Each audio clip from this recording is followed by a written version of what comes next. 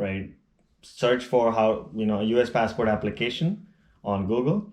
You will kind of like come here, click on the Department of State website. Very straightforward. It's a couple of steps that you need to do, and you kind of come to this page on the travel.state.gov. You just do I need a passport and apply in person. So if you're like me and applying for the first time, you can do it in a couple of ways. You can so basically these are the steps. So fill out the DS-11, so that's the main form. You need to provide your US citizenship evidence, which is your naturalization certificate, most likely. Make a photocopy of it. Second thing is your driver's license. So you kind of make a photocopy of your driver's license of your US citizenship evidence.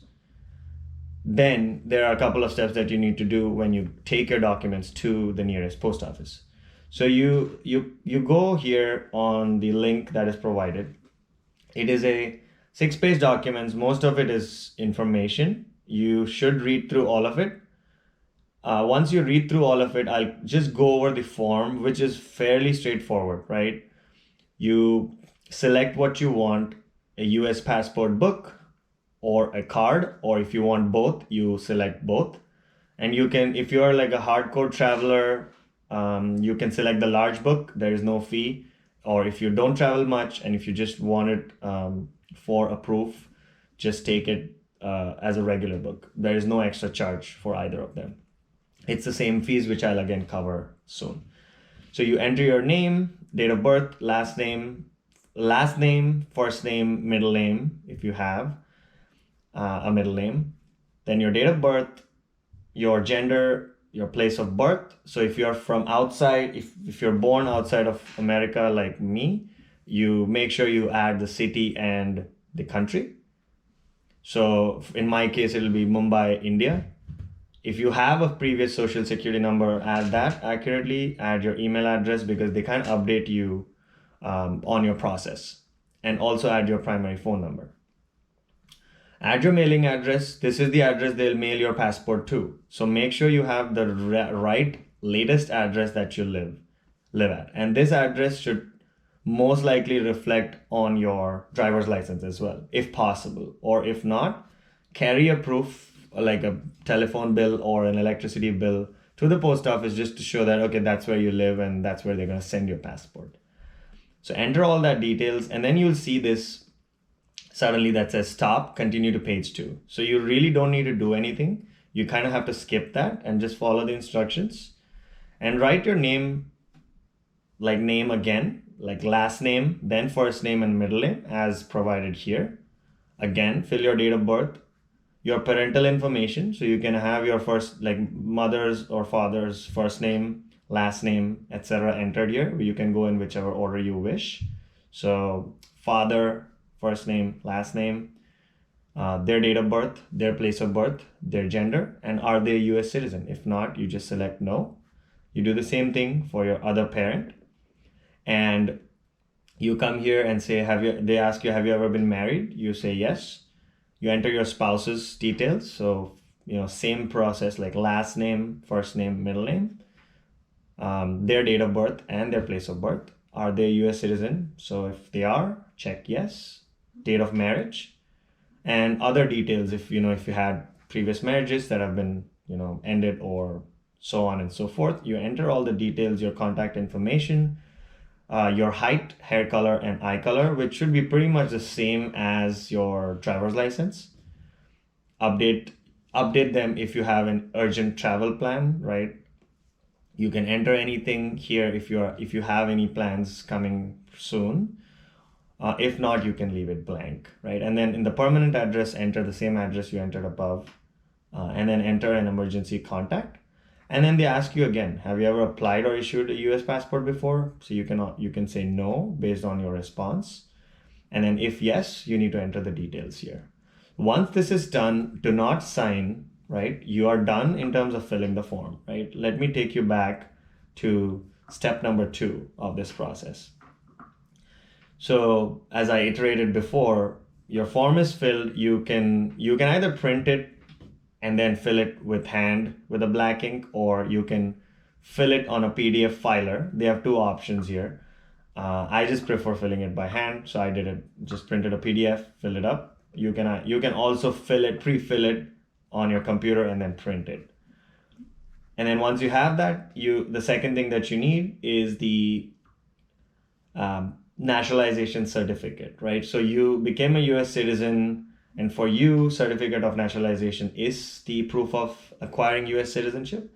So make sure you have your original one and your copy. So yes, you heard that right. You need to actually send your original naturalization certificate along with your application. So make sure you make at least 3 or 4 copies for proof, so that you have it as a proof when you actually send out your original. So they won't lose it. Everybody does it. They're pretty they take care about that. They will send you your certificate once it's verified. So you need to send a copy and the actual naturalization certificate along with your application. The third thing you need to do is take a photocopy of your front and back of your ID on a white paper, black and white, single-sided. It is pretty much mentioned here, and add it along with your DS11. And then the last thing is you take your ID that you kind of printed, took a copy of, and the post office will verify your information. So you need to take a copy of your photo ID and your original ID, right? So then bring a copy of your ID, which you will send it with your application.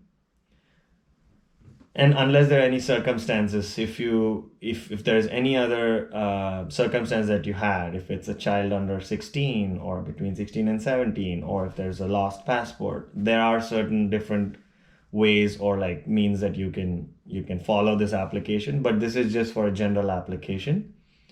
And the seventh thing that you need is your 2x2 passport size photographs. Just go to any CVS or Walgreens and ask them for a passport photograph, and you should pretty much get it. Or if not, the post office also sometimes asks you if you want to take the photographs there.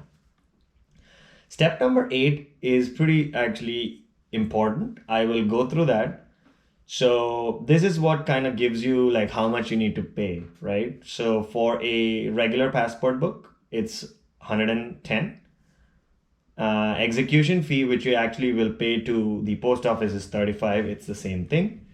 And the option and then if you want a passport card, is like a ID card that is pretty much used for land border crossings, right? So if you are living in Cleveland, for example, and if you somehow travel for work to Toronto every other week and so on, or on the hindsight, if you live in San Diego and if you travel to Tijuana or across the border for work, passport card is something that you can take on a day-to-day basis, and you actually don't need to carry your passport.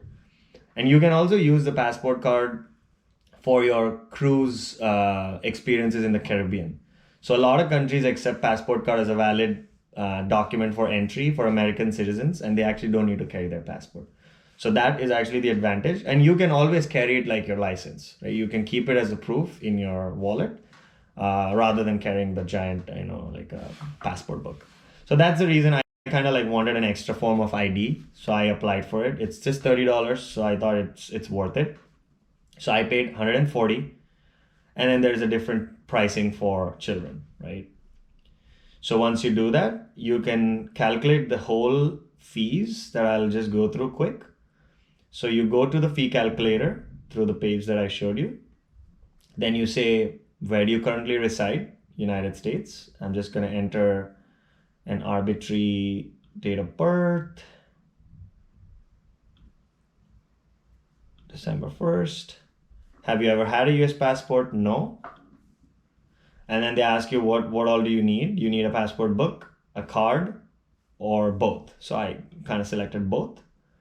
And then they ask you, do you want it to be standard shipping?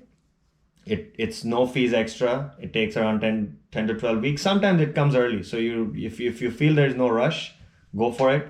I kind of just selected the expedited version of it, and it was just $60 more.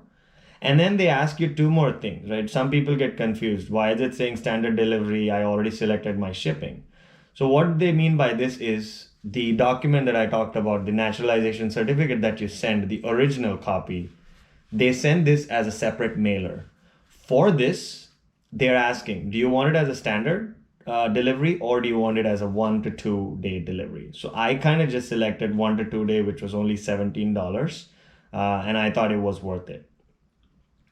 And then once you go through the summary, this is the total that you need to pay for your passport, right? 140, 60 for the expedited, 1 to 2 day for the extra that I paid for the document delivery. So you have to actually write a check, most likely take a blank check to the post office, and they'll tell you how much to pay. And the $217.56 is what you will fill out for the US Department of State. And then the execution fee that they mention is what the post office will charge you for them, conducting your execution of your application. So don't make a check of $252. Make sure you take a check, fill it out there. That's the safest thing. And then just pay this $35 with your credit card right there. So that is pretty much it for what you need to do.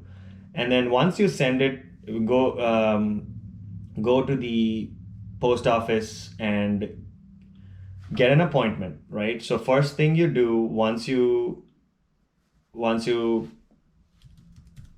fill it out is you get an appointment. So once you fill your DS-11 that I showed you here, you got your fees ready, you got your documents ready, you got your original naturalization certificate ready, go to the USPS appointment setup website, and then you go to schedule an appointment at USPS.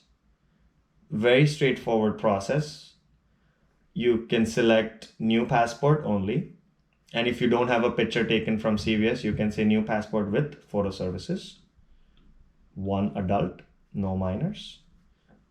You can go by appointment or date based on your schedule at work or like whatever, you can find that out. And you can say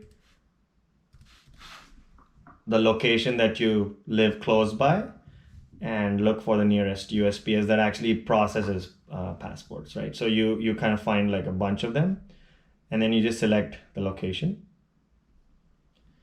And then once you select the location, it'll open up this calendar. Once you select a date, it'll show you a calendar where the grayed ones are unavailable appointments, and then the enabled ones are like the available appointments. So I just select Monday, May the 3rd arbitrarily. And once you select the date, it gives you, if you scroll down here, all the 15-minute appointments available, right? So I pretty much select this one. And then I give my details here. Set up your text via updates, and you read the things, terms and conditions, and just click review appointment, right? Once you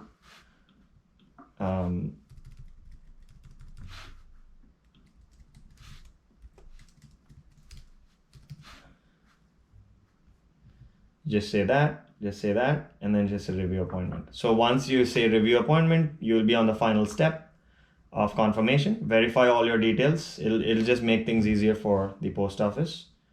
And then as you saw, that the $35 that I was talking about is your fee that you need to pay. And then you hit confirm, and then your appointment is booked, right? So if you reach there 10 minutes early, they will take you accurately, and they're pretty organized, right? And then there's manage appointments here. Once you get your appointment, and if you have to change it, you can always come back to this page or click on the email that you were sent by the USPS website and change your appointment if needed.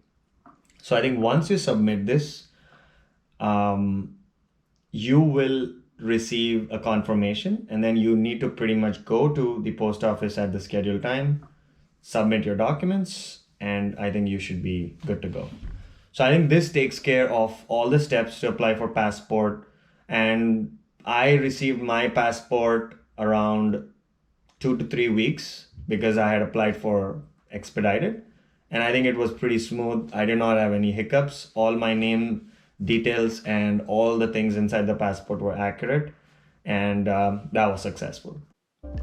Hey guys, I hope you found this video informative and it will help you in your passport application process. If that's the case, please like this video, share it with your friends who recently became US citizens, and subscribe to my channel. This will help me a lot, and more upcoming videos coming up that are really helpful, and I'll drop in a bonus item in the upcoming videos which will be really useful, especially if you're a traveler like me. Take care and talk to you guys soon.